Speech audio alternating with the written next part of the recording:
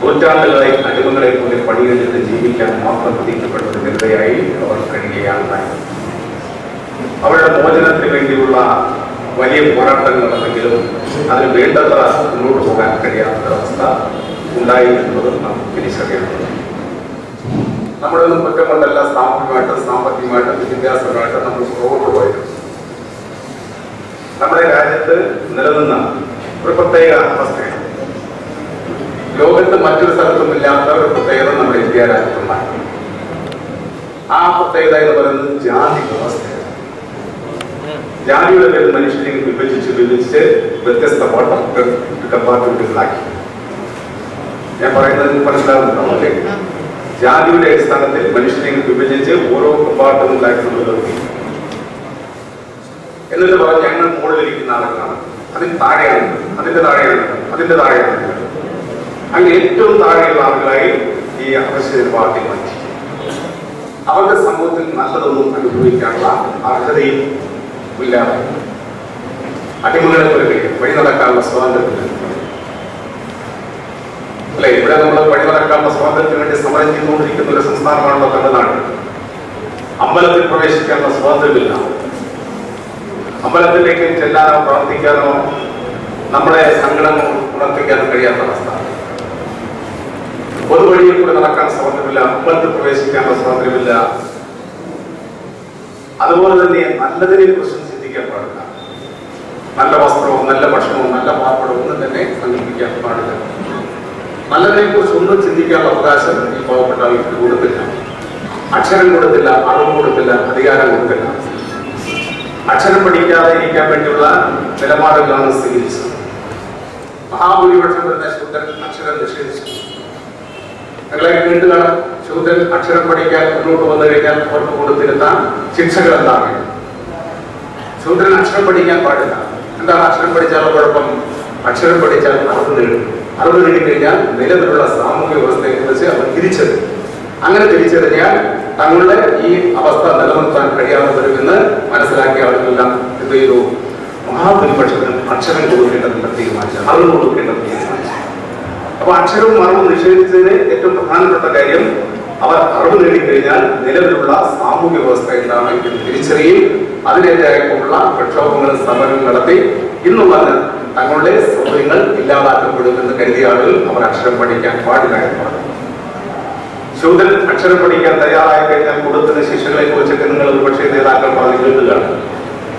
ഏതെങ്കിലും ശൂദ്രൻ വേദം കേൾക്കാൻ ഇടവരികയാണെങ്കിൽ അതിന്റെ ചെവി ഈയം കുരുക്കി ഒഴിച്ച് പൊട്ടിച്ച് കളയും എന്നാണ് പറഞ്ഞത്. മനസ്സിലായി ഞാൻ പറഞ്ഞത്? ഏതെങ്കിലും ശൂദ്രൻ വേദം ഉച്ചരിക്കാൻ വേണ്ടി തയ്യാറാകുകയാണെങ്കിൽ അവരുടെ നാമം അരിഞ്ഞു കളയും. കേൾക്കാൻ ഇടവരികയാണെങ്കിൽ ചെവി ഈയം ഒഴിച്ച് പൊട്ടിച്ച് കളയണം. ഉച്ചരിക്കാൻ തയ്യാറായി കഴിഞ്ഞാൽ ആ കരിഞ്ഞു കളയണം. ഇതെല്ലാം ഉണ്ടായിട്ടും ഏതെങ്കിലും ശൂദ്രൻ ഇനി വേദം പഠിക്കുകയോ പറയുകയൊക്കെ ചെയ്തു കഴിഞ്ഞാൽ എന്ത് ചെയ്യണം എന്ന് ചോദിക്കുന്നു. അവ പറയുന്നത് എന്താണ്? അവന്റെ ശരീരം തുണ്ടമായി വെട്ടി കളയണം. അപ്പൊ ആരെങ്കിലും പഠിക്കാൻ വരുമോ? വരില്ല. ആരും മുന്നോട്ട് വരില്ല. അക്ഷരം കേട്ട് കഴിഞ്ഞാൽ, വേദം കേട്ട് കഴിഞ്ഞാൽ ചെവി പൊട്ടിച്ചു കളയും, ഉച്ചരിച്ചു കഴിഞ്ഞാൽ നാം വലിച്ചു കളയും. ഇത് രണ്ടും കഴിഞ്ഞ് ഇത് പഠിക്കാൻ ഇങ്ങനെ തയ്യാറായി കഴിഞ്ഞാൽ അവരുടെ ശരീരം തുണ്ടമാക്കി മുറിച്ചു കളയും. അപ്പോ അക്ഷരം പഠിക്കാൻ പാടില്ല. അക്ഷരം പഠിച്ചാൽ അറിവുണ്ടാവും. അറിവുണ്ടായി കഴിഞ്ഞാൽ നിലവിലുള്ള സാമൂഹ്യ വ്യവസ്ഥ എന്താണെന്ന് തിരിച്ചറിയും. ആ സാമൂഹ്യ വ്യവസ്ഥക്കെതിരായി നമ്മൾ സമരം ചെയ്യും, പ്രക്ഷോഭം നടത്തും. അതുകൊണ്ട് ഒരു കാരണവശാലും അറിവ് കൊടുക്കാൻ പാടില്ല. അങ്ങനെ അറിവ് കിട്ടിക്കഴിഞ്ഞാൽ അവന് അധികാരത്തിലേക്ക് വരാൻ വേണ്ടി കഴിയും. അപ്പോൾ അക്ഷരവും അറിവും അധികാരവും സമ്പത്തും എല്ലാം തന്നെ ഈ പാവപ്പെട്ട ആളുകളിൽ അകറ്റി നിർത്താൻ വേണ്ടിയാണ് ഈ ചാതുർമ്മ വ്യവസ്ഥയിൽ ഈ പാവപ്പെട്ട ആളുകളെ സമൂഹത്തിന്റെ പിന്നാമ്പറങ്ങളിലേക്ക് മാറ്റിപ്പായിച്ചത്. അതുകൊണ്ടാണ് നമ്മുടെ സമൂഹത്തിൽ ഈ ഭാഗം 25% നമ്മുടെ ഇന്ത്യയിലെ ഏകദേശം ജനസംഖ്യയുടെ 25% വരുന്നത് പട്ടികജാതി എന്ന് പറഞ്ഞാൽ ഷെഡ്യൂൾ കാസ്റ്റ്. ഷെഡ്യൂൾ കാസ്റ്റും ഷെഡ്യൂൾ ട്രൈബാണ്. 21%, 25% വരുന്നത് പട്ടികജാതി. അപ്പോൾ 4-1 വരുന്ന ഈ ജനഭാഗത്തെ സമൂഹത്തിന്റെ പിന്നാമ്പറങ്ങളിലേക്ക് ആട്ടിപ്പായിക്കുകയാണ് ചെയ്യുന്നത്. അവർക്ക് ജാതീയമായിട്ടുള്ള വിവേചനത്തിലൂടെ എല്ലാ രംഗത്തു നിന്നും മാറ്റി നിർത്തുകയാണ് ചെയ്യുന്നത്. അതുകൊണ്ട് തന്നെയാണ് സ്വാതന്ത്ര്യം കിട്ടി 68 വർഷം കഴിഞ്ഞില്ലേ? 68 years കംപ്ലീറ്റഡ്. 68 വർഷം കഴിഞ്ഞിട്ട് ഇപ്പോഴും ഇന്ത്യയിലെ സ്ഥിതി വ്യത്യസ്തമല്ല എന്നുള്ളത് വിവിധ പഠന റിപ്പോർട്ടുകൾ തെളിയിച്ചുകൊണ്ടിരിക്കുകയാണ്. Communist party of India Marxist നമ്മുടെ ഇന്ത്യയിലെ ഈ ദളിത് ജനവിഭാഗങ്ങളുടെ ആദിവാസികളുടെ ജീവിത പ്രയാസങ്ങളും ദുരിതങ്ങൾക്കും പരിഹാരം കാണാൻ എന്താണ് ചെയ്യേണ്ടതിനെ സംബന്ധിച്ചുള്ള സമഗ്രമായ ചർച്ചയെല്ലാം നടത്തി അതിന്റെ അടിസ്ഥാനത്തിൽ കൂടിയാണ് ഈ ജനവാങ്ങളുടെ സാമൂഹ്യ സാമ്പത്തിക വിദ്യാഭ്യാസാവസ്ഥ മെച്ചപ്പെടുത്താൻ വേണ്ടി ഇടപെടാൻ വേണ്ടി തീരുമാനിച്ചത്. ഓരോ സ്റ്റേറ്റിലും നിലനിൽക്കുന്ന അവസ്ഥ എന്താണ് പരിശോധിച്ചുകൊണ്ട് അതിനെ മറികടക്കാൻ വേണ്ടിയുള്ള ഇടപെടൽ നടത്തുകയാണ്. നമ്മുടെ പ്രധാനമന്ത്രി ഉൾപ്പെടെ അതാണ് ചെയ്തുകൊണ്ടിരിക്കുന്നത്. അണ്ടർചെബിലിറ്റി ഇറാഡിക്കേഷൻ ഫണ്ട് രൂപീകരിക്കാൻ കാരണം ഇപ്പോഴും നമ്മുടെ സമൂഹത്തിൽ ആധുനിക ലോകത്താണ് ജീവിക്കുന്നത്. ശാസ്ത്ര സാങ്കേതികത്തെല്ലാം വലിയ മുന്നേറ്റം ഉണ്ടാക്കിയെന്നൊക്കെ അവകാശപ്പെടുമ്പോഴും ഇപ്പോഴും മനുഷ്യന്റെ മനസ്സിൽ നിന്നും ജാതി വ്യവസ്ഥ മാറിയിട്ടില്ല. ഇപ്പോഴും നമ്മളെ കാണുമ്പോൾ ഐത്തം ധരിപ്പിച്ച് മാറ്റി നിർത്തുകയാണ് എല്ലാവർക്കും. അപ്പോൾ ആ ഐത്തം ധരിപ്പിച്ച് മാറ്റി നിർത്തുന്ന ആ ജനവിഭാഗത്തെ സമൂഹത്തിന്റെ മുഖ്യധാരയിൽ കൊണ്ടുവരുന്നുണ്ടെങ്കിൽ വലിയ രീതിയിലുള്ള ഇടപെടലും സമരങ്ങളും പ്രക്ഷോഭങ്ങളും വേണം എന്ന് മനസ്സിലാക്കിയ അടിസ്ഥാനത്തിലാണ് communist party of India Marxist നമ്മുടെ ഇന്ത്യയിലെ എല്ലാ സംസ്ഥാനങ്ങളിലെയും ദളിത് സംഘടനകളെ ഉപയോഗിപ്പിച്ചുകൊണ്ട് അവരുടെ സാമൂഹ്യ സാമ്പത്തിക വിദ്യാഭ്യാസ പ്രശ്നങ്ങൾക്ക് പരിഹാരം കാണാനുള്ള പോരാട്ടങ്ങൾ സംഘടിപ്പിക്കുന്നത്. നമ്മുടെ തമിഴ്നാട് നടത്തിയ സമരങ്ങളിലൊക്കെ തന്നെ ചരിത്രം നിങ്ങൾക്കെല്ലാം ഓർമ്മയുണ്ടാവും. ജാതി മതിൽ പൊളിച്ചു കളയാൻ വേണ്ടി കമ്മ്യൂണിസ്റ്റ് പാർട്ടി ഓഫ് ഇന്ത്യ മാർക്സിസ്റ്റിന്റെ അഖിലേന്ത്യാ ജനറൽ സെക്രട്ടറി പ്രകാശ് കാരാട്ടിൽ വന്ന് സമാവേശം ഉണ്ടാക്കി തന്നതാണ്. അതുപോലെ സമ്പത്തടക്കമുള്ള സഖാക്കൾ ഇടപെട്ടുകൊണ്ട് ജാതി മതിൽ പൊളിച്ചു മാറ്റാനുള്ള സമരങ്ങൾ ഉണ്ടാക്കി. അങ്ങനെ ജാതി മതിൽ പൊളിച്ചു മാറ്റാനും വഴി നടക്കാനുള്ള സ്വാതന്ത്ര്യത്തിന് വേണ്ടി അമ്പലത്തിൽ പ്രാർത്ഥിക്കാനുള്ള സ്വാതന്ത്ര്യത്തിന് വേണ്ടിയുള്ള വിജയമായ സമരങ്ങൾ നമ്മുടെ നാട്ടിൽ നടത്തി. നവോത്ഥാന പ്രസ്ഥാനം നമ്മുടെ രാജ്യത്താകെ ഉയർന്നു. ആ നവോത്ഥാന പ്രസ്ഥാനങ്ങളെല്ലാം മുന്നോട്ട് വെച്ച ആശയം പ്രധാനമായിട്ടും നമ്മുടെ സമൂഹത്തിലെ പാവപ്പെട്ട ആളുകളെ ജീവിതം മെച്ചപ്പെടുത്താൻ വേണ്ടിയാണ്. തമിഴ്നാട് തൊട്ടടുത്ത സംസ്ഥാനമാണ് കേരളം. കേരളത്തിൽ ഒട്ടേറെ സാമൂഹിക പരിഷ്കർത്താക്കൾ ഉയർന്നു വന്നു. മഹാനായ അയ്യങ്കാളിയും ശ്രീനാരായണ ഗുരുദേവനും അതുപോലെ തന്നെയാണ് മറ്റ് ഒരുപാട് സാമൂഹിക പരിഷ്കർത്താക്കൾ ഉയർന്നു വരികയുണ്ട്. വൈകുണ്ഠ സ്വാമിയെ കുറിച്ച് നിങ്ങൾ ഒരുപക്ഷെ കേട്ടുക. വൈകുണ്ഠ സ്വാമിയെ കുറിച്ച് വേണ്ടത്ര ആളുകൾ മനസ്സിലാക്കിയിട്ടില്ല എന്നാണ് ഞാൻ കരുതുന്നത്. വൈകുണ്ഠ സ്വാമിയെ കുറിച്ച് കേട്ടിട്ടുണ്ടോ? കന്യാകുമാരി ജില്ലയിലാണ് ശിങ്കാരത്തൊപ്പം. ലോകത്താദ്യമായിട്ട് ഒരു ജാതി, ഒരു മതം, ഒരു ദൈവം, ഒരു ലോകം എന്ന് ലോകത്തോട് വിളിച്ചു പറഞ്ഞത് വൈകുണ്ഠ സ്വാമികളാണ്. വൈകുണ്ഠ സ്വാമി അദ്ദേഹം ഇല്ലിറ്ററേറ്റ് ആയിരുന്നു, നിരക്ഷരനായിരുന്നു. തൊട്ടുകൂടായും കീഴിൽക്കൂടായും വൈദ്യവും അനാചാരവും എല്ലാം കണ്ടുകൊണ്ട് ഈ ജനസമൂഹത്തെ മാറ്റിയെടുക്കാൻ വേണ്ടിയാണ് അദ്ദേഹം തീരുമാനിച്ചത്. അതിനുവേണ്ടിയുള്ള വലിയ പോരാട്ടം നടത്തി. 1736 അദ്ദേഹം പറഞ്ഞത് ഒരു ജാതി, ഒരു മതം, ഒരു ദൈവം, ഒരു ലോകം. കമ്മ്യൂണിസ്റ്റ് മാനിഫെസ്റ്റോ തയ്യാറാക്കിയത് 1848 കമ്മ്യൂണിസ്റ്റ് മാനിഫെസ്റ്റോ തയ്യാറാക്കുന്നതിന് 12 വർഷം മുന്നേ വൈകുണ്ഠ സ്വാമികൾ പറഞ്ഞു ഒരു ജാതി, ഒരു മതം, ഒരു ദൈവം, ഒരു ലോകം. അത് മാത്രമല്ല പറഞ്ഞത്, ഈ സമൂഹത്തിലെ പാവപ്പെട്ടവർക്ക് എല്ലാം തന്നെ ജീവിതം മെച്ചപ്പെടണമെന്നുണ്ടെങ്കിൽ വെളുത്ത സാഹിബും എന്ന് പറഞ്ഞാൽ അന്ന് ബ്രിട്ടീഷുകാരാണ് ഇന്ത്യ ഭരിക്കുന്നത്. വെളുത്ത നീചൻ എന്നാണ് പറഞ്ഞത്. നീചൻ എന്ന് പറഞ്ഞാൽ മനസ്സിലായി, മോശപ്പെട്ട ആളാണ്. വെളുത്ത നീചനും അതുപോലെ നമ്മുടെ രാജ്യത്തെ കറുത്ത നീചൻ എന്ന് പറഞ്ഞാൽ നമ്മുടെ ഇവിടുത്തെ നാട്ടുരാജാക്കന്മാരെ. വെളുത്ത നീതിനും കറുത്ത നീതിനും ഇല്ലാതാകും. അങ്ങനെ ഒരു ഭാവമാണ് നമ്മുടെ സമൂഹത്തിൽ സമത്വം ഉണ്ടാകും. അതേ സമത്വ സമാജം രൂപീകരിച്ചു 1836. എല്ലാ മനുഷ്യരും ഒന്നാണ്. എല്ലാ മനുഷ്യർക്കും സമത്വവും സ്വാതന്ത്ര്യം ഉണ്ടാകണം. ആ ലക്ഷ്യം വെച്ചുകൊണ്ടാണ് നിരക്ഷരനായിരുന്ന വൈകുണ്ഠ സ്വാമി സമത്വ സമാജം രൂപീകരിച്ച് എല്ലാ ജാതി മതങ്ങളെയും ഉൾപ്പെടുത്തിക്കൊണ്ടുള്ള പ്രവർത്തനങ്ങൾ ആരംഭിച്ചത്. തുടർന്നാണ് ശ്രീനാരായണ ഗുരുദേവന്റെ നേതൃത്വത്തിൽ എല്ലാവർക്കും വിദ്യാഭ്യാസം അറിവ് നേടുന്നതിനും ഒരു ജാതി, ഒരു മതം, ഒരു ദൈവം, മതമേതായാലും മനുഷ്യനായ മതി എന്നുള്ള സന്ദേശത്തിനുള്ള സമരങ്ങൾ നടത്തി. അതിന്റെയും അപ്പുറത്തേക്ക് പോയാണ് അയ്യങ്കാളിയുടെ നേതൃത്വത്തിൽ. കേരളത്തിലെ അയ്യങ്കാളിയുടെ നേതൃത്വത്തിൽ ആദ്യമായിട്ട് പാവപ്പെട്ടവർക്ക് വിദ്യാഭ്യാസം വേണം എന്ന് പറഞ്ഞിട്ടുള്ള സമരം നടക്കുകയാണ്.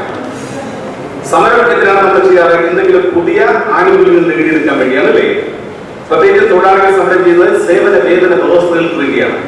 എന്നാൽ കേരളത്തിൽ അഗ്രികൾച്ചർ ലേബേഴ്സ്, കർഷക തൊഴിലാളികൾ സമരം ചെയ്തു. എന്തിനു വേണ്ടി? അവർ പറഞ്ഞു, ഞങ്ങളുടെ മക്കളെ നിങ്ങൾ പഠിപ്പിച്ചില്ലെങ്കിൽ നിങ്ങളുടെ പാടത്തും പറമ്പിലും ഞങ്ങൾ പണിയിടില്ല. അതാണ് പറഞ്ഞത്. ഞങ്ങളുടെ മക്കളെ നിങ്ങൾ പഠിപ്പിക്കാൻ തയ്യാറായില്ലെങ്കിൽ നിങ്ങളുടെ പാടത്തും പറമ്പിലും ഞങ്ങൾ പണിയെടുക്കില്ല എന്ന് പറഞ്ഞുകൊണ്ട് ലോക സമരത്തിൽ ആദ്യമായിട്ട് സമരം ചെയ്ത് അയ്യങ്കാളിയുടെ നേതൃത്വത്തിലാണ്. കാരണം അക്ഷരവും അറിവും എല്ലാം തന്നെ നിഷേധിച്ച ആ സമൂഹത്തിന് അക്ഷരവും അറിവുണ്ടെങ്കിലാണ് അവർക്ക് ഉയർത്താൻ കഴിയും. അങ്ങനെ അക്ഷരത്തിനും അറിവിനും വേണ്ടി, സമത്വത്തിനു വേണ്ടി വലിയ പോരാട്ടങ്ങൾ നമ്മുടെ രാജ്യത്ത് നടന്നെങ്കിലും അത് വേണ്ടത്ര വിജയത്തിലെത്താൻ വേണ്ടി കഴിഞ്ഞില്ല. അതുകൊണ്ടാണ് സ്വാതന്ത്ര്യം കിട്ടി 68 വർഷം പിന്നിട്ടിട്ടും ഇപ്പോഴും നമ്മുടെ സമൂഹത്തിൽ ഈ ജനവിഭാഗങ്ങൾ നാനാതരത്തിലുള്ള ദുരിതങ്ങൾ സഹിക്കേണ്ടി വരുന്നത്. അപ്പൊ ആ ദുരിതങ്ങൾക്ക് കാരണം എന്താണ്? നമ്മുടെ രാജ്യത്തുണ്ടായ ജാതി വ്യവസ്ഥയാണ്. അതാണ് ഞാൻ ആദ്യം പറഞ്ഞത്. ലോകത്തൊന്നുമില്ലാത്ത പ്രത്യേകതയാണ് നമ്മുടെ രാജ്യത്തുണ്ടായത്. മനുഷ്യനെ വേർതിരിച്ചു നിർത്തി, അവരെ ജാതിയുടെ അടിസ്ഥാനത്തിൽ വേറെ ആക്കി നിർത്തി. അങ്ങനെ ജാതീയമായിട്ട് വേർതിരിച്ചു നിർത്തിയത് മനുഷ്യനെ ചൂഷണം ചെയ്യാൻ വേണ്ടിയാണ്. നമ്മളെ ചൂഷണം ചെയ്യുന്നെങ്കിൽ നമ്മളെ ജാതീയമായിട്ട് വേർതിരിച്ചു നിർത്തണം. അല്ലെങ്കിൽ മനുഷ്യന് വ്യത്യാസമില്ലല്ലോ. മനുഷ്യന് എന്തെങ്കിലും വ്യത്യാസമുണ്ടോ? പണ്ട് വയാർ എന്ന് പറയുന്ന ഒരു കവി ഒരു കവിത എഴുതിയിട്ടുണ്ടല്ലേ, മനുഷ്യൻ മതങ്ങളെ സൃഷ്ടിച്ചു, മതങ്ങൾ ദൈവങ്ങളെ സൃഷ്ടിച്ചു, മനുഷ്യനും മതങ്ങളും ദൈവങ്ങളും കൂടി മണ്ണ് പങ്കുവെച്ചു, മനസ്സ് പങ്കുവെച്ചു. പറഞ്ഞു മനസ്സിലായ? മനുഷ്യനാണ് മതങ്ങളെ സൃഷ്ടിച്ചത്, മതങ്ങളാണ് ജാതിയെ സൃഷ്ടിച്ചത് അല്ലേ, ദൈവങ്ങളെ സൃഷ്ടിച്ചത്. അവരാണ് മനുഷ്യന്റെ മനസ്സിനെ വേർപെടുത്തിയത്. അങ്ങനെ മനസ്സും മണ്ണും എല്ലാം പങ്കുവെച്ചത് മനുഷ്യൻ തന്നെയാണ്. ആ മനുഷ്യൻ ഉണ്ടാക്കിയതാണ് മതങ്ങളും ജാതികളും ഈ ആചാരങ്ങളും അനുഷ്ഠാനങ്ങളും അന്ധവിശ്വാസങ്ങളും എല്ലാം. ആ അന്ധവിശ്വാസവും അനാചാരമാണ് സമൂഹത്തിലെ മഹാഭൂരിപക്ഷത്തെയും ദുരിതപൂർണമായ അവസ്ഥയിൽ ജീവിക്കാൻ പ്രേരിപ്പിച്ചത് അല്ലേ. എല്ലാ മനുഷ്യരും ഒന്നാണല്ലോ. ഒന്നാമതിന്റെ ഏറ്റവും വലിയ തെളിവ് എന്താണ്? ഞാൻ എല്ലാ സ്ഥലത്തും പറയാറുണ്ട്, മനുഷ്യന് വിശന്ന് കഴിഞ്ഞാൽ എന്ത് വേണം? വിശപ്പ്, പശി വന്നു കഴിഞ്ഞാൽ ആർക്കെങ്കിലും ബ്രാഹ്മണന് പശി വന്നു കഴിഞ്ഞാൽ ഭക്ഷണം വേണ്ടെന്ന് പറയാൻ പറ്റും? പൂജ അതുകൊണ്ട് ബ്രാഹ്മണന് തീരുമോ? ഭക്ഷണം കഴിക്കണം അല്ലേ? ഏത് മനുഷ്യനും ഭക്ഷണം വേണമല്ലേ? ഭക്ഷണമില്ലാതെ വിശപ്പ് വന്നു കഴിഞ്ഞാൽ ഭക്ഷണമില്ലാതെ വേറൊരു മാർഗമില്ല. പിന്നെ എല്ലാ മനുഷ്യന്റെയും രക്തത്തിന്റെ കളർ എന്താണ്? ബ്ലഡിന്റെ കളർ ആണോ? ബ്രാഹ്മണന്റെ ബ്ലഡിന്റെ കളർ വേറെയാണോ? ആണോ? അല്ലെങ്കിൽ താഴെക്കടയിൽ ബ്ലഡിന്റെ കളർ വേറെയാണോ? ഞാൻ വേറെ പറയാറുണ്ട്, കോൺഗ്രസ്സുകാർ മൂവർണ്ണപ്പടി കോൺഗ്രസ്സുകാരുടെ ബ്ലഡും ചുവപ്പ് കൂടി പിടിക്കുന്ന കമ്മ്യൂണിസ്റ്റുകാരുടെ കളർ ബ്ലഡിന്റെ കളർ ഒന്ന്. കാവിപ്പൊടി പിടിക്കുന്ന BJP-ക്കാരുടെ കളർ എന്താണ്? ബ്ലഡിന്റെ കളർ ബ്ലഡ്. അതുപോലെ തന്നെ പച്ചപ്പൊടി പിടിക്കുന്ന ആളുകളുടെ ബ്ലഡിന്റെ കളർ എന്താണ്? എല്ലാം ബ്ലഡാണ് അല്ലേ. ഏത് പൊടി പിടിക്കുന്നവന്റെയും ഏത് ജാതിയിലും ഏത് മതത്തിൽപ്പെട്ടാലും ഏത് ദേശത്തിൽപ്പെട്ടാലും അമേരിക്കക്കാരുടെ ബ്ലഡും കേരളക്കാരുടെ ബ്ലഡ് അല്ലെങ്കിൽ തമിഴ്നാട്ടുകാരുടെ ബ്ലഡ് ഒന്നാണ് അല്ലേ. എല്ലാവരും ബ്ലഡ് ഒന്നാണ്. അപ്പൊ മനുഷ്യരൊന്നാണ് അല്ലേ. ഒരേ ഒരാളുകളിൽ മാത്രമാണ് ബ്ലഡും പൊടിയും ഒന്നായിട്ടുള്ളൂ. അതേതാണ്? ചെങ്കൊടി.